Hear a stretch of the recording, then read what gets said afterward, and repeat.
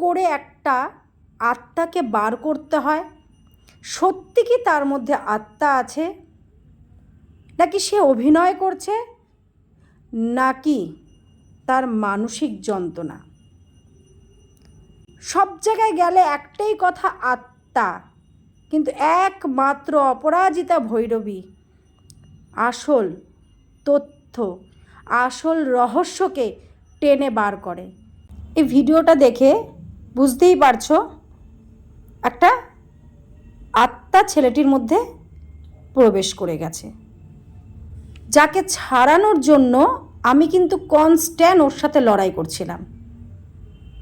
যেহেতু ভূত চতুর্দশীর দিন কিন্তু সারা রাত বাইরে ছিল। ছেলে মানুষ বাইরে থাকবেই।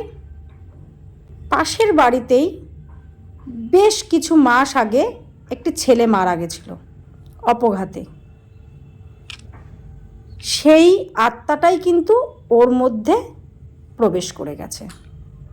যে প্রবেশ করেছে তাকে মেরে ফেলা হয়েছিল। ওর মধ্যে একটা হিংস্র ভাব ছিল, কারোর উপর রাগ ছিল, সেটিকে ছেলেটি প্রকাশ করছিল।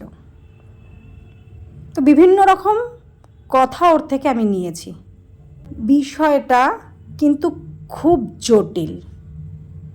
শুধু আত্মা নয়, এর ভেতরে, ছেলেটির ভেতরে কিন্তু আরও অনেক কিছু আছে। সব কিছু কিন্তু আমার কাছে ধরা পড়ে যায়। কিভাবে জানতে অবশ্যই অপরাজিতা ভৈরবী চ্যানেলটিকে সাবস্ক্রাইব করবে, বেল বাটনটা প্রেস করবে এবং অল বাটনটা প্রেস করে দেবে। সব তথ্য জানতে পারবে যে কীভাবে আত্মাকে বার করা হচ্ছে, কীভাবে একটি মানুষকে সুস্থ করা হচ্ছে।